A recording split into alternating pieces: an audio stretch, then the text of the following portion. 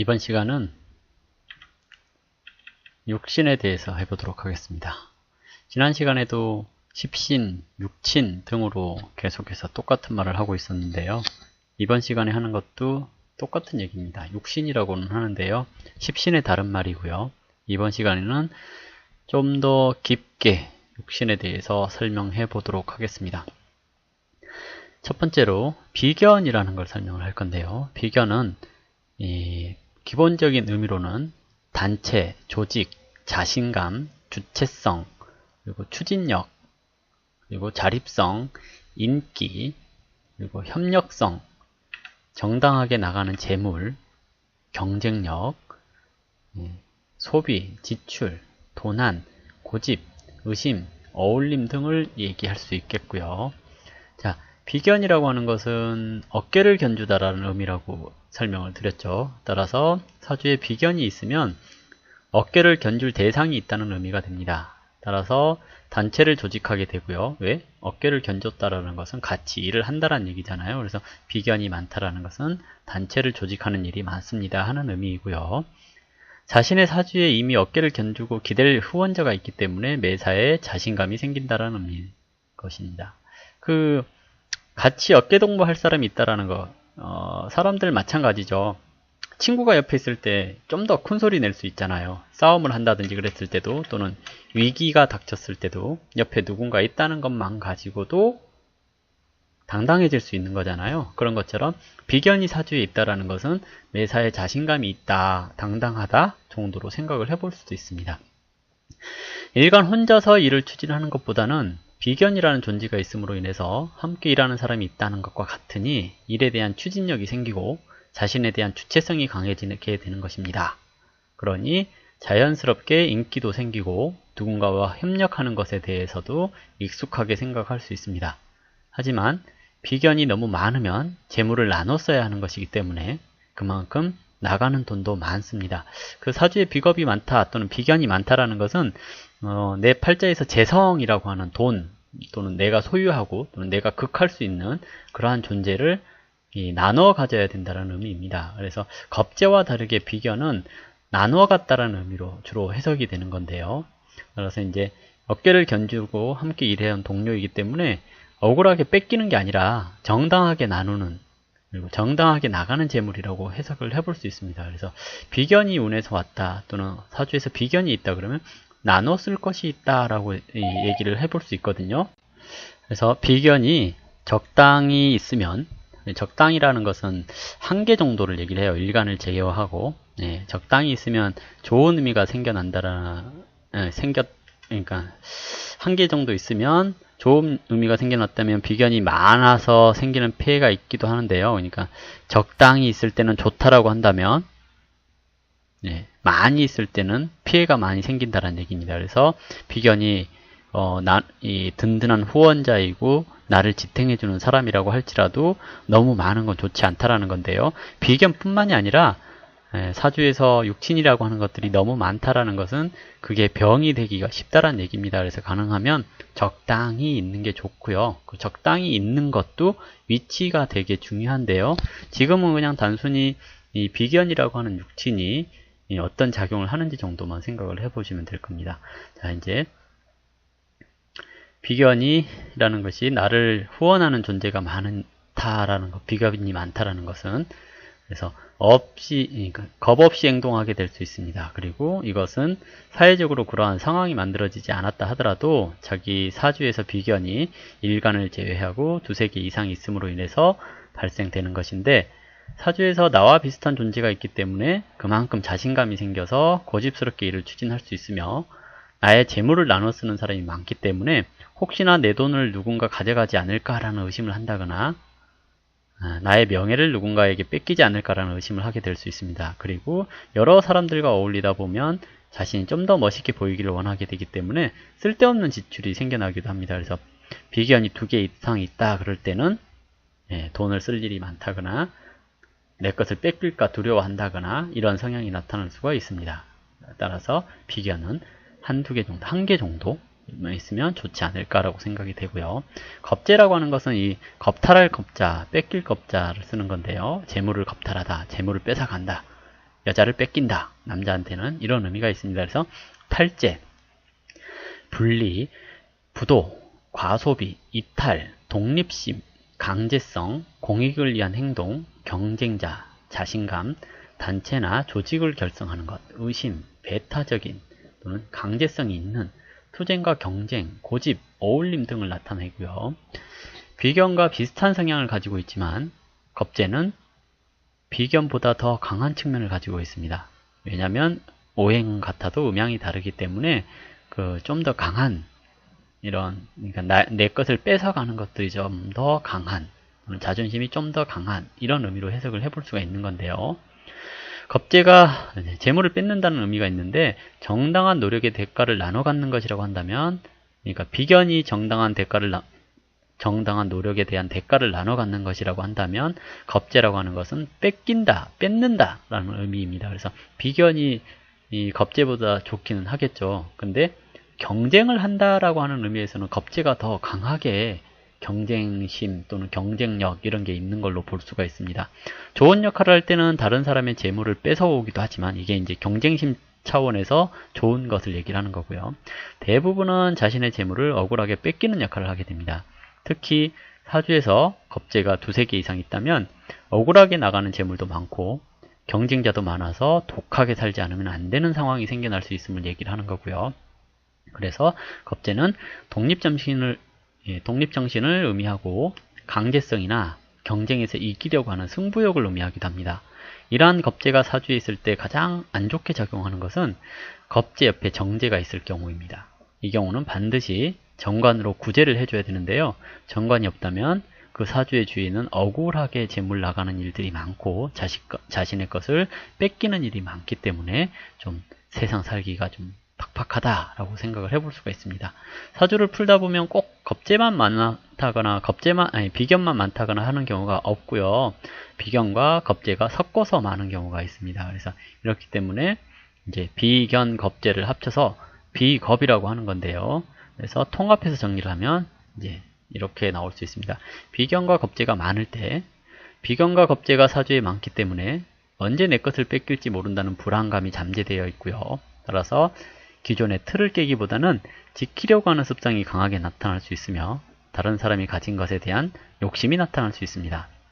또 사주에 비견과 겁재가 많으면 이미 다른 사람이 내 일상에 들어와 있는 것이기 때문에 그 사람의 행동을 쉽게 모방할 수 있습니다. 즉 비견 겁재가 많다 그러면 모방 능력이 있습니다 라고 얘기를 하는 겁니다. 그래서 모방 중에서 뭐가 가장 많냐면 어학 능력, 그리고 남을 따라하는 재주, 눈치 이런 것을 얘기를 하는 건데요. 그래서 연기자들 같은 경우 겁재가 하나 정도는 있어줘야 연기를 잘한다라는 얘기가 될 수 있을 겁니다. 연기 못하시는 분들 보면 아마 겁재가 없지 않을까 생각되거든요. 사주를 보는 관점에 따라서 식상을 표현력이라고 하기 때문에 연기 능력 이런 것을 식상에다가 비유를 하기는 하는데요. 연기는 다른 사람의 삶을 대신 사는 거라고 저는 생각을 하거든요. 그렇기 때문에 모방 능력이 좀 있어야 되지 않을까라고 생각이 되고요. 그 다음으로 생각을 해야 될 게 식상이라고 생각이 됩니다. 사실 식상이라는 것은 비견 겁재로 대체할 수도 있는 거거든요. 뭐냐면 이 비견 겁재라는 것은 경험을 뜻하기 때문에요. 경험으로 식상이라고 하는 이 표현력을 대체할 수 있어요. 왜? 사람은 하다 보면 익숙해지다 보면 자연스러워지거든요. 이 자연스러움이 나중에 이제 식상이라는 것으로 나타나는데, 물론 타고나게 식상이 있어서 그게 좋다면 자연스럽게 어떤 이 상황에 대처할 수 있겠지만, 비겁이 많고 식상이 없다고 해도 비겁이라고 하는 경험으로 오히려 더 나중에는 자연스러워질 수도 있거든요. 그래서 뭔가 내가 비겁이 많다 그러면 모방 능력이 있구나, 남을 파악하는 눈치가 있구나, 이렇게 생각을 해주시는 것도 좋겠죠. 사주의 비견과 겁재가 많은 것은 동료나 경쟁자가 많은 상황에 익숙해져 있기 때문에 주변에 친구가 많지만 막상 친구가 없거나 경쟁자가 없는 상황이 되면 불안해지고 외로운 마음을 생기게 될 수 있습니다. 따라서 친구를 사귀기 위해서 돈을 쓰게 되는 경우가 있고요. 친구들 앞에서 대접받고 싶은 생각에서 쓸데없는 똥폼을 잡다가 생각지도 못한 돈이 나갈 수도 있습니다. 그래서 흔히들 밥 먹었는데 지갑 먼저 꺼내는 사람들 보면 이제 쟁제가 되어 있다거나 또는 비견겁제가 사주에서 좀 많아가지고 안 좋은 역할을 하게 될 때 직업을 먼저 꺼내는 경우들이 많거든요. 그래서 비견겁제 많은 사람들 옆에 있는 것도 나쁘지는 않습니다. 사주에서 비견과 겁재가 경쟁자와 협력자이기 때문에 자신의 세력이 많은 것으로 간주되고요. 따라서 자기도 모르게 우두머리가 되고 싶은 마음이 있어서 고집스러운 행동을 보이게 된다거나 터프한 행동을 하게 되고 떠받들어주는 칭찬에 약한 모습을 보이게 됩니다. 비견과 겁재는 경쟁자이기 때문에요. 사랑을 하게 되면 경쟁이 심한 상태에서 사랑을 하게 되는데요. 따라서 삼각관계가 잘 형성이 되고 경쟁적인 사랑을 하게 되는 이유 때문에 자신이 좋아하는 사람 주변에 경쟁자가 많은 원인도 있지만 사주에서 이러한 상황은 이미 그 상황에 익숙해져 있기 때문에 잘생긴 사람 또는 이쁜 사람만 만나려고 하기 때문에 그러한 상황이 만들어진다고도 볼 수 있습니다. 따라서 비견겁제가 사주에 많다라는 것은 사랑을 할 때 남들과 비교했을 때 꿀리지 않을 만한 사람을 만나려고 노력하게 된다. 그래서 이 비견겁제가 많은 사람의 상대는 잘생겼거나 이쁘거나 그럴 가능성이 좀 높습니다. 그래서 모든 것이 자신의 승부욕이나 욕심에서 생겨나는 것이기 때문에 이러한 경쟁 상황 이것 자체가 본인 스스로가 만들어낸 것이라고 생각을 할 수 있습니다. 따라서 누구를 탓하거나 그럴 필요는 없고요. 경쟁에서 지는 것을 싫어하기 때문에 처음부터 경쟁을 하지 않으려고 하는 성향이 있습니다. 라고 되어 있는데요. 이게 이제 쟁제가 심하고 관이 없을 경우에 게임을 하면 전략 시뮬레이션 게임 같은 거, 뭐 이런 거 싸우는 거 있잖아요. 남들과 싸우는 거. 이런 걸 잘 안 하려고 하는 그런 성향이 나타날 수가 있고요.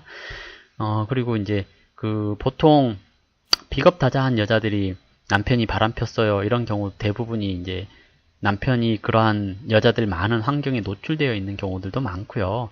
남편한테 잘 못해요. 그렇기 때문에 남편이 바람을 피는 경우들이 생길 수 있거든요. 이것을 왜 못하냐 그러면 보통 이제 옆에 놔두고 잡은 고기한테 먹이 안 준다고 잘 안 해요. 남한테 비교만 하고. 그렇기 때문에 남을 탓할 필요는 없고요. 경쟁에서 지는 것을 싫어하기 때문에 처음부터 경쟁을 하지 않으려고 하는 성향이 있습니다. 그리고 비견과 겁재가 있을 때 사주에 재성이 없다면 분탈작용보다는 협력작용을 하게 되는데요. 이게 언제 분탈작용을 하냐 그러면 운에서 재성이 왔을 때 분탈작용을 합니다. 뭔 얘기냐면 비견겁재가 다자하고 재성이 없어요. 이러면 뭔가 이렇게 협력해서 뭐 일을 해서 잘 돼요. 근데 문제는 돈이 들어오기 시작을 하면 이제 비견겁재가 분탈을 해야 되기 때문에 싸운다라는 얘기거든요. 그래서 비견이 다자하다 이 말 자체가 재성이 언제라도 오면 분탈할 준비가 되어 있다라고 생각을 해보시면 됩니다. 그리고 비견과 겁재가 흉환작용을 막기 위해서 관성의 도움을 받아야 하는데요. 관성은 남들 앞에 내세울 수 있는 자격 또는 국가의 공권력을 의미하는 것이기 때문에 사주에 비겁이 많으면 자격을 취득하거나 국가에서 인정한 일을 하는 것이 좋고 남들보다 좀 다른 특화된 어떤 일을 하시는 게 좋다고 할 수 있습니다. 여자의 경우는 고부 갈등이 심해질 수 있는데요. 자신의 남자와 다른 남자를 비교하는 경우도 많고 그래서 다툼이 생기는 경우도 많습니다. 근데 주변에 바람 피는 친구가 있을 때 자기도 바람을 피워보려고 하는 경우가 생길 수 있거든요. 이게 이제 모방 능력인데요. 비교하고 모방하고 따라가는 이런 것을 얘기를 하기 때문에 비견 겁재가 다자한 사람은 항상 사람을 만날 때 좋은 사람 만나려고 노력을 해 주셔야 될 겁니다. 고부 갈등이 생기는 이유는 여자한테 시어머니가 뭐예요? 재성이죠. 이 재성을 극하는 비겁이 많기 때문에 보통 사주에서 약한 놈이 패거든요. 약한 놈이 건이 있을 때 패요. 뭔 얘기냐면 이 관이 약하잖아요. 식상이 많고 그럼 꼭 이런 애들이 보면 남편 잡아먹는다라고 얘기를 하지만 사실은 남편한테 맞는 경우들도 많거든요. 왜냐면 약한 관이 강한 척 하려고. 그래서 사주에서 제가 약하고 비겁이 다자하니까 뭐 해요? 내가 자존심은 강한데 나보다 힘 약한 시어머니가 윗사람이니까 갈등이 생길 수밖에 없는 거잖아요. 그래서 비겁이 다자하면 고부 갈등이 그래서 생깁니다 하는 거고요. 비견이 없거나 적을 때 비견이나 겁재가 없다면 모방 능력이 떨어지고 자립심이 부족하게 되고 약간 소극적인 성향이 나타날 수 있습니다. 따라서 비겁이 없다면 일을 하더라도 여러 사람이 하는 일보다는 혼자 하는 일을 더 좋아할 수 있습니다. 그런데 실전에서 가서 보면 그래요. 상담을 할 때 보면 비겁 다자한 사람한테 뭐라 그러냐면 동업하지 마라 그러고요. 비겁이 없는 사람들한테 동업하라 그러거든요. 근데 이게 익숙하지가 않은 일이거든요. 예를 들어서 비겁다자하다라는 것은 주변에 친구가 많은데 왜 동업을 못하냐 이거, 왜 안 하냐 이거거든요. 근데 안 하면 좋은데 할 수밖에 없는 게 비겁다자한 사람들이고요. 비겁이 사주에 없다라는 것은 동업을 하고 싶어도 주변에 사람이 없는 걸 얘기를 하거든요. 근데 그 사람한테 동업하라 그러면 현실적인 조언은 아니거든요. 그래서 동업하라가 아니고요. 인덕이 좀 부족할 수 있으니 어딜 가나 호영호재해라 라고 하는 것이 비겁이 없는 사람들한테 해줄 말이거든요. 그래서 가능하면 이 차이를 잘 생각을 하시고요. 네, 설명을 해주셔야 될 겁니다. 보통 옛날에 나온 책들이 보면 비겁이 없는 사람들한테 동업해라 그러고 비겁이 많은 사람한테 동업하지 마라 그러거든요. 네, 이거는 현대사회에서 적응할 때 잘못된 것인 경우가 많다라는 거 알아두시면 되겠고요. 비견이나 겁재가 적을 때 사주에서 일간을 제외하고 하나만 있다거나 없을 때 협력작용을 하기 때문에 동업자가 생긴다거나 진실된 친구가 생기기도 하는데요. 형제자매의 도움을 받을 수도 있고, 단 겁재나 비견이 정제를 바로 옆에 보고 있을 때는 협력작용을 한 다음에 그에 상응하는 대가를 줘야 하는데요. 비견이라고 한다면 동등하게 나눠야 되고요. 겁재라고 한다면 내가 좀 적게 가져가는 것이 당연하다라고 생각을 해주시는 게 좋습니다. 근데 이것들도 다 비견이나 겁재가 좋은 작용을 하고 있느냐 나쁜 작용을 하고 있느냐를 구분을 해야 되는 거니까요. 나중에 공부 좀 더 해가지고 이것을 구분할 수 있을 정도로 실력을 키워두시면 좋을 것 같고요. 비견과 겁재가 사주에 있을 때 좋은 것은 편간의 극작용을 대신 맞아주는 것을 얘기를 하거든요. 그래서 위험에 생겼을 때 도와주는 사람이 있다거나 사고가 났는데 나 말고 내 앞에 놈이 다쳤다 이러는 경우들이 비견 겁재가 살을 막아주는 경우라고 할 수가 있습니다. 그래서 이런 경우는 긍정적인 작용을 했다라고 하는 거고요. 근데 비견 겁재가 너무 많은 경우에 자신에게 돌아올 이익을 뺏기는 것이기 때문에 자신의 것을 지키기 위해서 노력을 해야 되는데 비견 겁재가 사주에 없다면 나를 대신해 나쁜 일도 도맡아 해줄 사람이 없다는 말이 될 수 있습니다. 자, 지금까지 배운 것을 복습해보면요. 84년을 만세력에서 찾아보시면 갑자라고 써져 있을 겁니다. 그리고 양력으로 3월 21일은 경칩이 시작되고 16일이 지났네요. 그러면 입춘도 지났고 84년은 갑자년이기 때문에 그대로 이제 갑자하고 쓰시면 되겠죠. 연은 정해졌죠. 이제 월을 정할 때는 입춘은 인월, 경칩은 묘월이죠. 그러면 경칩이 시작된 지 16일이 지났으니까 이건 뭐예요? 묘월. 이렇게 하시면 되고요. 월을 구하는 공식 아시나요? 갑기년에는 무슨 월부터 써요? 예, 병인월. 그리고 병인 다음에 뭐예요? 묘니까 병인, 정묘. 그래서 월은 정묘월 이렇게 됐죠. 그럼 일지는 어떻게 찾아요? 만세력이라고 하는 달력을 보면 양력 3월 21일에 되어 있는 그 간지를 쓰시면 되거든요. 여기 갑인하고 써져 있을 겁니다. 그러면 뭐라고 써요? 갑인일 이렇게 쓰시면 되고요. 다음 이제 시를 세워야 되는데요. 시는 몇 시예요? 태어난 시간이 오전 11시 46분으로 되어 있네요. 그러면 오전 11시 30분부터 오시라고 했으니까 이제 오시 맞죠? 그러면 갑인일에 오시. 그러면 오시는 뭐로 잡아요? 갑과 기날은 갑자시부터라는 공식이 있죠. 그러면 갑자시부터 갑자, 을축, 병인, 정묘, 무진, 기사, 경호 이렇게 해서 뭐예요? 경호. 자, 이렇게 연주부터 시주까지 복습하는 의미로 다시 세워봤고요. 그럼 대운수를 정할 때는 어떻게 해요? 양남음녀, 음남양녀 공식 기억나시죠? 자, 그러면 곤명이라고 되어 있으면 곤명은 여자를 말하겠죠? 여자는 갑년에 태어났으니까 뭐예요? 음남양녀에 속하겠죠. 그러면 음남양녀. 그러면 양녀는 뭐예요? 역행. 그랬으니까 월지를 기준으로 월지를 제외하고 거꾸로 가면 됩니다. 정묘월이니까 뭐예요? 정묘 앞에는 병인, 그리고 그 앞에는 울축, 그리고 그 앞에는 갑자, 그 앞에는 개해, 임술, 신유, 경신, 기미 이런 식으로 대운을 정해볼 수 있겠죠. 자, 다음은 대운 다 정했으면 뭐해요? 대운수 적어야죠. 대운수는 태어난 날, 양남음녀는 순행, 음남양녀는 역행해서 절입이 되는 날짜까지 세워가는 건데요. 자, 16일이 지났다고 했죠. 그러면 16 나누기 3 하고요. 그러면 뭐예요? 3, 5, 15. 15하고 1 남죠? 1이 남았으니까 나머지 2는 올리고 1은 버리라고 했죠. 그러면 5에서 1을 나왔으니까 버리고 그러면 대운수는 뭐예요?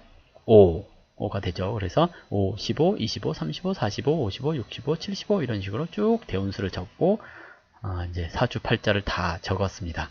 자, 이렇게 적고 나서 뭐예요? 육침 붙이면 되죠. 자, 뭘 기준으로 해요? 일지 기준, 일간 기준이죠. 자, 일간이 뭐예요? 일주가 갑인일 그랬죠. 그랬으면 갑목이 일간이 되겠네요. 갑목이 일간이 됐으니까 연주가 갑자년 그랬죠. 그랬으면 갑목은 뭐예요? 나하고 오행이 같고 음양이 같아요? 틀려요? 같죠? 그러면 비견. 자는 뭐예요? 수죠. 자는 수죠. 수인데 뭐예요? 갑목을 그러면 생하는 거죠. 나를 생하는 걸 뭐라 그래요? 정인 또는 편인 그러죠. 근데 자는 뭐예요? 예, 음수 되겠죠. 음수는 뭐예요? 그러면 정인. 자, 월주는 뭐예요? 정묘월이죠. 정묘월의 정화는 뭐예요? 화죠, 화. 그러면 목에서 화를 뭐해요? 생하죠. 그러니까 나의 기운을 빼가는 건데 그 빼가는 기운의 정화는 양이에요? 음이에요? 그러니까 나의 기운을 빼가고 오행이 다른 것 뭐예요? 상관. 그리고 묘는 뭐예요? 묘는 목이죠. 예, 갑목하고 같은 목이니까 비견 아니면 겁재겠죠. 비견 아니면 겁재인데 묘는 양이에요? 음이에요? 그러니까 나하고 음양이 다르면 뭐라 불러요? 겁재. 근데 월에 있는 겁재를 뭐라고 부르냐면 양인이라고도 부릅니다. 월에 있기 때문에 그렇게 부르는 거거든요. 자, 일지를 볼까요? 일지는 뭐예요? 네, 목이죠. 인목 그랬죠. 목인데 양이에요? 음이에요? 양입니다. 그러면 일간도 양목, 일지도 양목 그랬으니까 뭐라고 불러요? 비견. 그렇죠. 자, 경호시에서 경금은 뭐예요? 금이죠. 금극목 그러니까 나를 극하는 거. 근데 음양이 같아요? 틀려요? 네, 편관은 양금 그랬죠. 그러면 편관이라고 불러야겠죠. 경금은. 자, 오는 뭐예요? 지지에 있지만 화죠. 네, 그러면 일간의 기운을 빼가는 것 중에서 오는 양의 음이에요? 그랬으면 음양이 같아요? 달라요? 다릅니다. 그러면 뭐라고 불러요? 상관 이렇게 불렀습니다. 자, 이제 방금 배운 걸 가지고 통변을 해볼게요. 자, 친구 사주라고 생각을 하고 방금 배운 걸로 해봅시다. 자, 비겁이 몇 개예요? 연간에 하나, 월지에 하나, 일지에 하나, 총 몇 개예요? 3개. 일간을 제외하고 3개 이상이면 뭐라 그래요? 많다. 많은 겁니다. 자, 이제 비견이 많으니까 뭐라 그래요? 이 사주는 자존심이 강합니다. 라고 얘기를 하면 맞겠고요. 비겁이 많으니까 허영심도 좀 있겠죠. 그리고 모방 능력도 있을 거고요. 자신감도 넘치겠네요. 또 뭐가 있어요? 욕심이 많겠죠.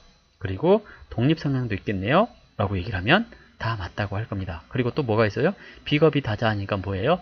예, 사람을 많이 만나고 상대하는 일을 하시나요? 하고 물어봐야 되겠죠. 예, 맞습니다. 그러면 이 사주는 뭐 비겁이 다자하다 뭐예요?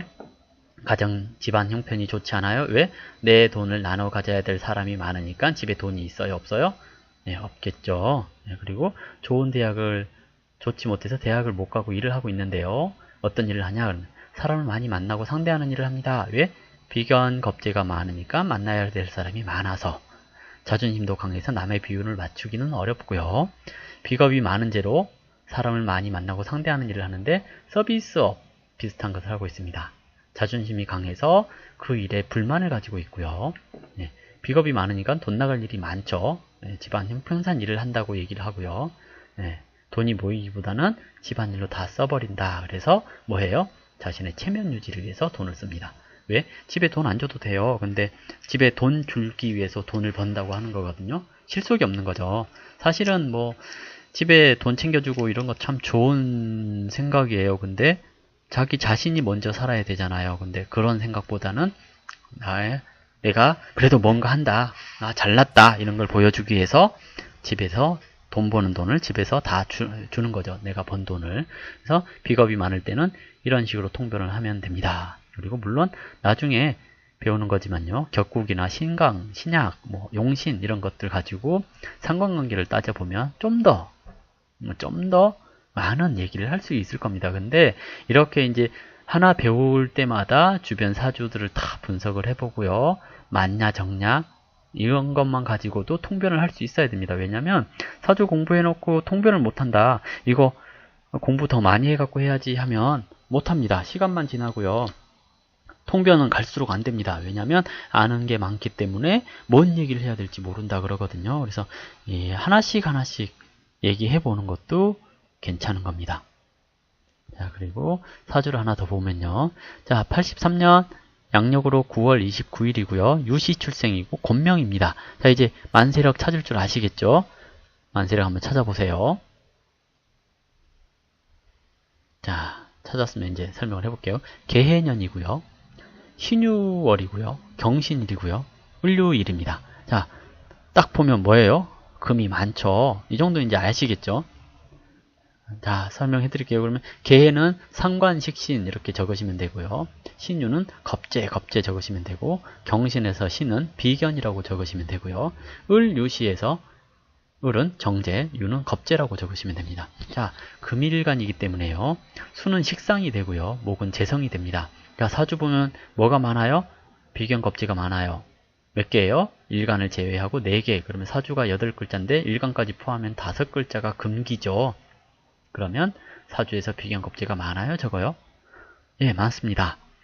비견이 많으면 성격이 어떻죠? 예, 고집스럽고 자존심이 강하고 단체 결성을 잘한다고 되어 있죠. 그리고 경쟁자도 많다고 했잖아요. 자, 그러면 2006년이면 병술년인데요. 병술년에는 뭐예요? 경금 입장에서는 관이 왔죠. 관. 이때 단체의 총무를 맡았다라고 했거든요. 감투를 썼다라는 얘기죠. 이 관은 뭐예요? 감투, 명예, 명함 이런 것들을 얘기를 하거든요. 그래서 2006년 병술년에 경금한테는 관이 왔기 때문에 단체에서 총무를 맡았습니다. 그리고 직업은 사람을 상대하는 일을 한다고 했으니까요. 사람을 많이 만나고 상대하는 일 이런 건데, 공부는 사회복지 관련된 공부를 했고요. 지금 그러한 일을 하고 있고요. 자, 그러면 이제 단순히 이제 무언가를 알고자 할 때 많고 적은 거 가지고도 판단이 되겠죠. 운을 적용할 때 나중에 좀 배울 건데요. 그거는 이제 뭐 나중에 생각을 하시고, 지금은 비겁이 많으니까 뭐해요? 사람 많이 만나고 상대하는 일을 할 거고, 고집도 많고 자존심도 강하고 뭐 이렇게 할 가능성이 높다라고 하겠죠. 단체 결성도 했고, 그래서 거기에서 총무도 맡았고 그랬잖아요. 자, 그러면 이제 비견 겁재가 없는 거 한번 살펴볼게요. 66년생이고요. 양력으로 7월 11일생입니다. 그리고 축시에 태어났고 남자입니다. 사주 보시면 병원년생이고요. 을미월이고요. 신미일, 그리고 기축시가 될 겁니다. 그러면 병원은 정관, 편관 이렇게 적으면 되고요. 을미는 편재 편인 이렇게 적으면 되고요. 신미에서 미는 편인이고요. 기축도 편인입니다. 둘 다. 자, 이렇게 해놓고요. 일간에서 금은 일간을 제외하고 금이 있나요? 없나요? 없죠. 비겁이 사주에 없으면 약간 소극적인 형태를 보이게 되고요. 여러 사람과 함께 행동을 하기보다는 혼자서 지내는 것을 즐기게 된다고 했는데요. 자, 이 사주한테 물어보니까 그렇다고 합니다. 그리고 30대가 언제냐면, 자, 29세 무술대운이거든요. 인성만 왔죠. 비겁이 없고 공부만 했답니다. 자격 공부를 하다가 몸이 아파서 포기를 했고요. 30대 후반에는 자영업을 하고 있는데요.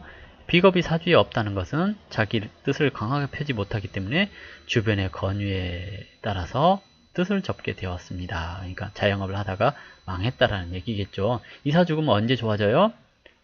비겁 다자고 인성운 지나면 한 44세 정도부터 좋아지겠죠. 근데 언제 왔냐면 꽤 오래전에 왔죠. 그러면 결론은 뭐예요?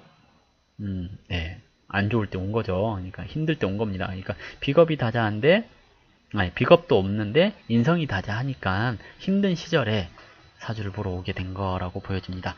자, 다음 시간에는 식신상관에 대해서 하겠습니다. 이렇게 그냥 식신상관 또는 겁재, 비견 이런 식으로 그 2개씩만 하고 넘어가야 될 것 같아요. 너무 길면 안 좋으니까요. 이번 시간에는 비견 겁재에서 다 합쳐서 뭐라고 그러냐면 비겁에 대해서 공부를 했습니다. 감사합니다.